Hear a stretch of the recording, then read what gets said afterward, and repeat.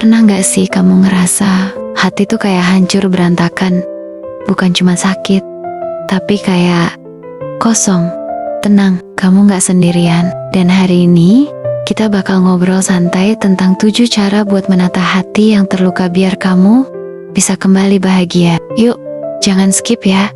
Karena yang terakhir bakal bikin kamu mikir, kenapa gak dari dulu aku lakuin ini?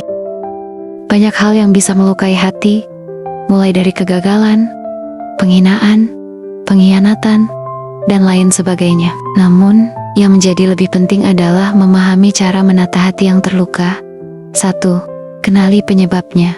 Pertama-tama, jangan buru-buru move on kalau kamu bahkan belum tahu kamu tuh sebenarnya terluka karena apa. Sebelum mengatasi rasa sakit hati, maka yang perlu dilakukan pertama kali adalah mengenali penyebab rasa sakit hati. Apakah karena ex, teman yang nusuk dari belakang, atau ex yang nusuk bareng teman? Hal ini perlu dilakukan agar bisa menangani rasa sakit hati tersebut dengan cara yang tepat. Intinya, pahami dulu sumber lukamu. Kedua, bersedih itu manusiawi. Kadang kita pura-pura kuat, padahal nangis itu bukan berarti lemah. Padahal tidak ada salahnya untuk larut dalam kesedihan dan meluapkan emosi. Selama tahu kapan waktunya untuk berhenti, justru itu bentuk keberanian buat ngakuin kalau kita lagi gak baik-baik aja. Luapin, tapi jangan kelamaan ya. Ketiga, cari sumber bahagia baru. Coba deh ikutan kelas dance, gabung komunitas, atau traveling sendirian. Bertemu dengan orang-orang baru yang bisa membantu bangkit dari rasa sakit hati. Dunia ini luas, dan bahagia itu bisa datang dari hal-hal yang belum pernah kita coba. Keempat, cintai diri sendiri lagi.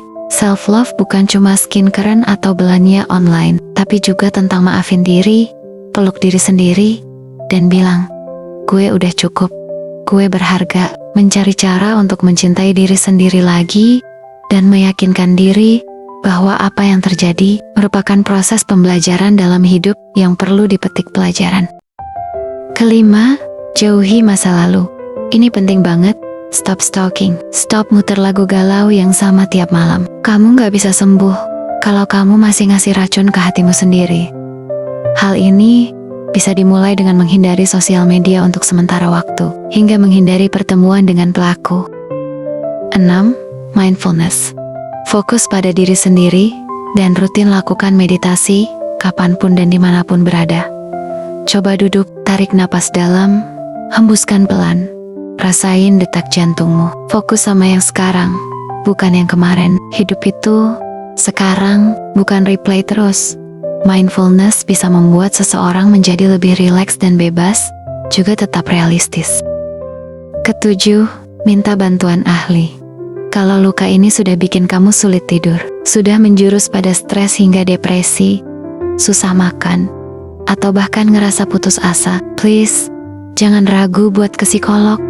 Minta bantuan itu bukan aib, itu bentuk cinta terbesar ke diri sendiri. Luka di hati itu emang gak kelihatan, tapi sakitnya bisa nyampe ke tulang. Tapi kabar baiknya, hati itu bisa pulih, asal kamu sabar, kasih waktu, dan mau usaha buat sembuh. Demikianlah berbagai cara untuk menata hati yang terluka, agar kembali menjalani hidup dengan bahagia. Kalau kamu lagi ngerasain hal ini juga, coba deh tulis di kolom komentar. Langkah nomor berapa yang paling nyentuh buat kamu? Dan kalau kamu punya tips pribadi buat sembuhin luka hati, sharing juga ya. Siapa tahu bisa bantu yang lain. Jangan lupa like, subscribe, dan nyalain loncengnya, biar kita bisa terus tumbuh bareng lewat video-video healing kayak gini.